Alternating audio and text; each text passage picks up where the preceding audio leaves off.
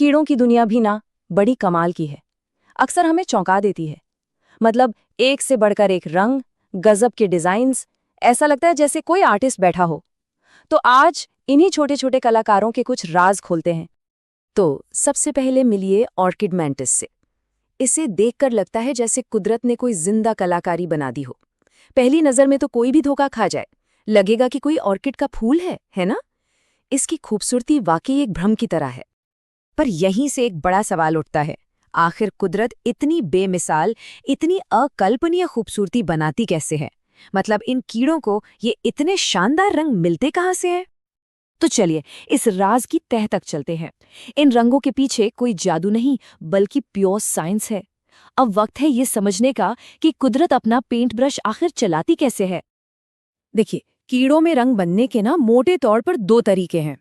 पहला तो है पिगमेंट वाला रंग। ये ठीक वैसा ही है जैसे हमारी स्किन या बालों का रंग होता है, मतलब केमिकल पिगमेंट से बनता है। और दूसरा है स्ट्रक्चरल कलर, या कह लें संरचनात्मक रंग। ये तो भाई फिजिक्स का कमाल है। इसमें रंग कीड़े की सतह पर बनी माइक्रोस्कोपिक बनावट से पैदा होता है, जब उस पर रोशनी बिखरती है। पिगमेंट कलर का एक बेहतरीन एग्जाम्पल देखना है तो ये है रोजी मेपल मॉथ। इसके ये चटक गुलाबी और पीले पंख देखकर लगता है जैसे कोई कैंडी या मुलायम सा खिलौना हो। ये रंग वाकई इसकी शरीर में मौजूद केमिकल पिगमेंट्स की वजह से हैं। और अब जरा इस मेडागास्कर के सनसेट मॉथ को देखिए।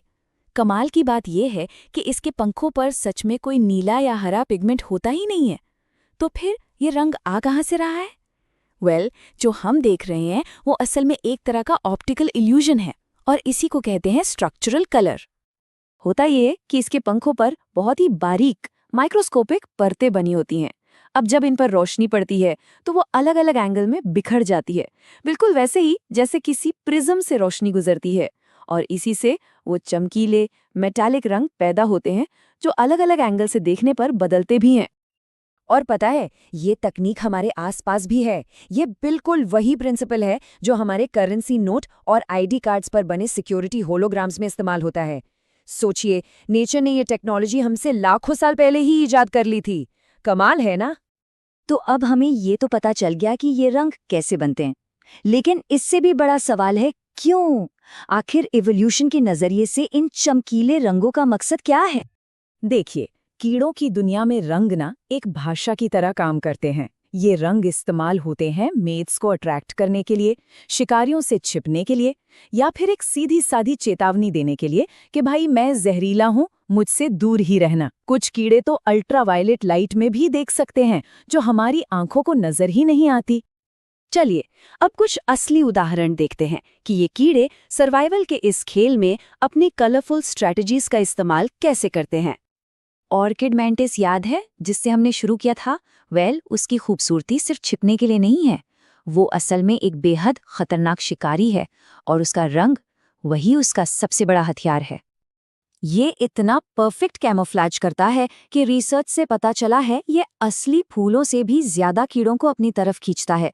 इसे कहते हैं अग्रेसिव मिमिक, मतलब एक ऐसा शिकारी जो किसी मासूम सी चीज का भेष धरकर अपने शिकार को लुभाता है, और जैसे ही कोई मधुमक्खी या तितली पास आती है, ये बिजली की रफ्तार से हमला कर देता है। यहाँ पर खूबसूरती एक जानलेवा धोखा है। अच्छा, अब मिलिए पिकासो बग से। नाम से ही जाहिर है इसके शरीर पर जो डिजाइन्स हैं वो किसी पेंटिंग से कम नहीं लगते। लेकिन ये आर्टवर्क सिर्फ खूबसूरती के लिए नहीं है, ये एक साफ साफ चेतावनी है। और ये कोई खोखली धमकी नहीं है। जब भी इसे कोई खतरा महसूस होता है तो ये एक जहरीली, बहुत बुरी बदबू छोड़ता है। इसकी एक चमकीले रंग शिकारियों के लिए एक रिमाइंडर की तरह है कि पिछली बार मुझे खाने की कोशिश की थी, याद है? कितना बुरा टेस्ट था। तो पिकासो बग जैसे जीव तो अपने रंगों को अपनी ढाल बनाते हैं।